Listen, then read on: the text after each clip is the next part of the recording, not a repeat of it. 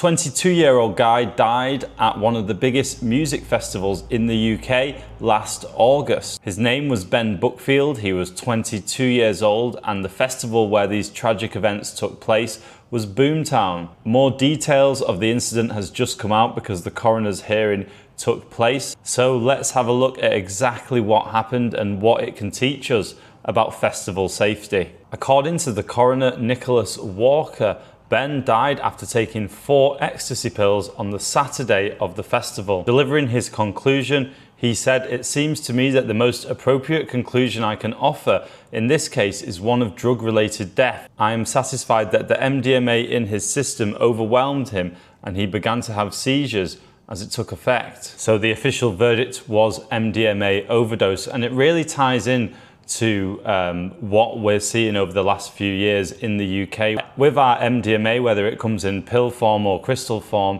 it doesn't seem to be adulterated, or a very small amount of it is adulterated. But what we are seeing is that it's extremely strong. So testing from this summer shows that around 1 in 3 of the ecstasy pills in circulation at the moment in the UK contain over 200 milligrams of MDMA. But really, according to the scientists, no one should be taking more than 120 milligrams at any one time.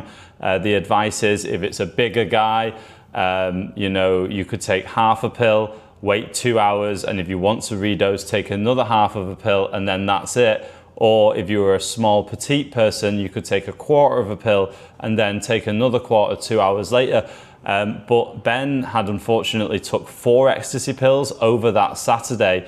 It's just too much MDMA for one person. The court heard that Ben arrived at the festival on the 8th of August with a group of friends from school and university. He had been to Boomtown once before in 2023. Apparently, he'd brought some drugs into the festival with him, but he'd also bought some more at the festival, and what he bought at the festival is thought to have been what he overdosed on. On the Saturday evening, he went into a crowd in front of one of the stages, but he was sweating profusely, so he was sweating in an extreme way. That's one of the signs of overheating, that's one of the signs of serotonin syndrome. So at that point, he tried to get out of the crowd, but he started suffering from seizures, but the medical staff turned up pretty quickly, put him in the recovery position, took him to the medical tent, and then he was taken to hospital. He passed away at 3:45 in the morning the next morning. His parents were at a wedding, but they managed to get to the hospital in time to have some time with their son before he passed away. The hospital confirmed the cause of death was MDMA toxicity,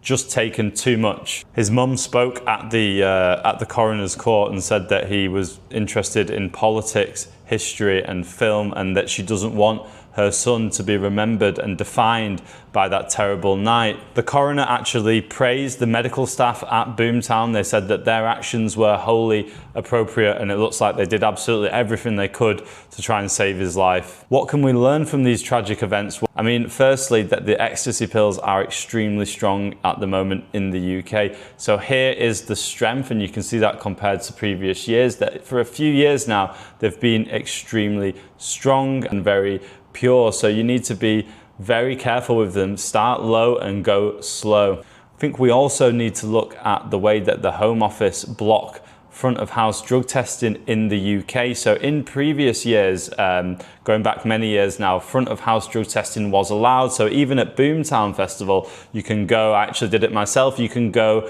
and get your drugs tested. There's a fantastic charity, The Loop, that have done this previously when the Home Office did allow it.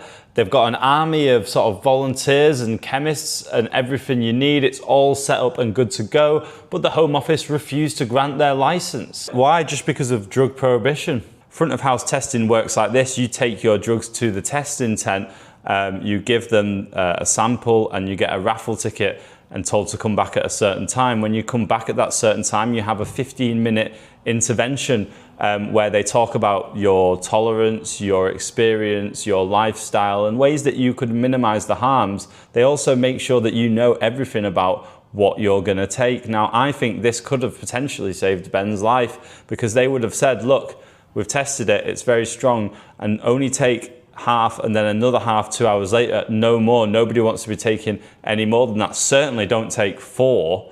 And that's the sort of intervention that could have saved a life here, but the Home Office in the UK have banned that. They do not allow that. I don't think it's fair to blame the festival themselves, because, you know, people take drugs everywhere in society.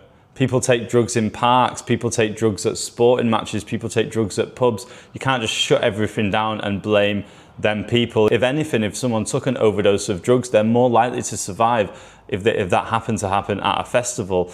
And so I don't think it's fair blaming the organisers. I do think for some people there is a bit of a misconception about MDMA, because I'm of the opinion that it's a less is more drug. With ecstasy, I think that there's two types of effects of ecstasy that I think people like. So one of these effects is like pure stimulant, so it'll keep you up partying all night, which is really useful if you're going to go to something like Boomtown. But then you've also got the sort of emotional effects of MDMA, like the pro-social, empathetic sort of effects that people enjoy. Now, once you've taken a certain amount of MDMA, in my opinion, you won't get any more of them, that empathy, that lovey feeling, that sort of emotional effects of MDMA. You won't get any more. If you once you've taken a certain amount, you could take double, triple the amount. You're not going to get that increase. You will just get more and more of the stimulant effects. And that's where you can get more of the side effects, like, for instance, terrible come downs during the week, or in the absolute extreme circumstance like this, you know, a sort of serotonin syndrome or seizures. That's what I'm always trying to say, less is more with MDMA. You want to take a small amount so it's not going to wreck you during the week, you know, and you want to take big gaps in between taking it to let your brain recover, your serotonin receptors recover. It's really sad to me when I see incidents like this, or when I report on incidents like this, because MDMA, it's a relatively low risk profile compared to many other drugs, but you do have to respect it. You know, you can't just smash loads with no thought. You know, you have to respect it like any other drug, really. Another thing which could be done to make the festival safer would be to get rid of the sniffer dogs at the entrance, because, you know, I think these sniffer dogs do increase the harms of the drugs, because people will have to buy inside. They don't know what they're getting. They can't get it tested inside. If they bought their drugs off their local neighborhood dealer and they've had it tested before they're going in, I think that that's more preferential than using sniffer dogs and aggressive security tactics to actually sort of stop drugs coming in. It might sound counterproductive to get rid of the sniffer dogs, but I think that would make the festival slightly safer. But ultimately, the main thing is an educational message. You know, if people were armed with the correct information, then things like this would happen probably a lot less frequently.